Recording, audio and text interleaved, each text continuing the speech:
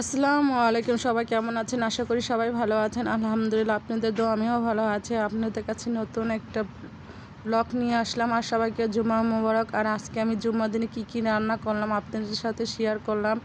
আর এখন আমি এই যে রান্না করার জন্য বটবটি ভাজি করে নিব। আর এখানে আমি ভাজি করার জন্য বটবটিগুলো দিয়ে দিয়েছি, পেঁয়াজগুলো হালকা একটু ভেজে নিয়েছি আর একটু ভালো করে নাড়াচাড়া দিয়ে নিচ্ছি। আর এখানে এই মিরপুরে গ্যাসের অনেক প্রবলেম। কার কোথায় কোনো গ্যাসের প্রবলেম আছে কি না আমাকে কমেন্ট করে জানান। আমাদের এখানে তো গ্যাস একদম সকালবেলায় চলে যায়, গ্যাস থাকে না।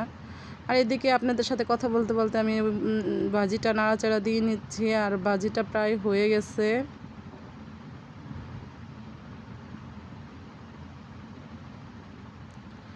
আর এই যে আমার ভাজিটা হয়ে গেছে। এখন আমি এই যে রূপচাঁদার শুটকিটা কেটে ভালো করে ধুয়ে নিয়েছি।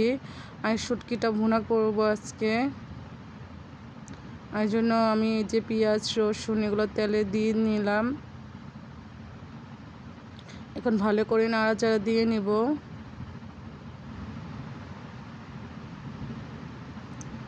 আর এই যে আমার মশলাগুলো কষানো হয়ে গেছে। এখন আমি এই যে শুটকিগুলো দিয়ে দিচ্ছি। আর এই শুটকিগুলো দেওয়ার পরে আমি ভালো করে নাড়াচাড়া দিয়ে নিব।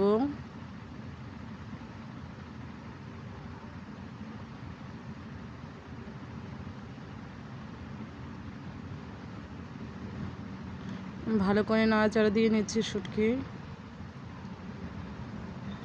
আর এই যে আমার শুটকি কষানোটা হয়ে গেছে। এখন অল্প একটু পানি দিয়ে দিব। আমি অল্প একটু পানি দিয়ে দিচ্ছি।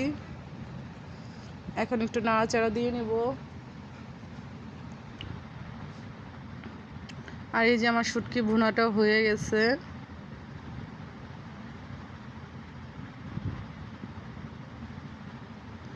আর এখন আমি যে দেশি একটা মুরগি রান্না করব, মোরগ রান্না করব।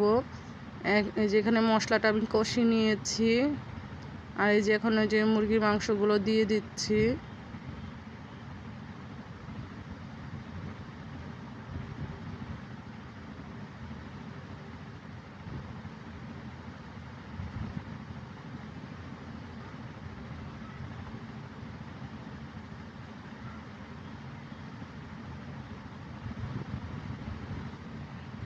এখন এই যে মাংসগুলো সব দিয়ে ভালো করে নাড়াচাড়া দিয়ে নিব।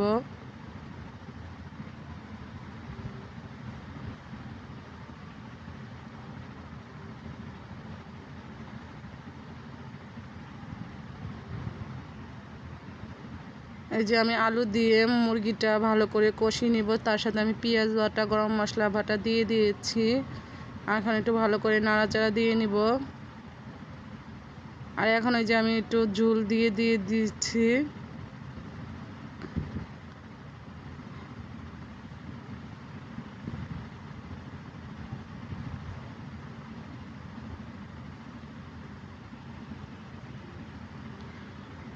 আর এই যে আমার মুরগি মাংসটা রান্না হয়ে গেছে। এখন এই যে ডালটা রান্না করব।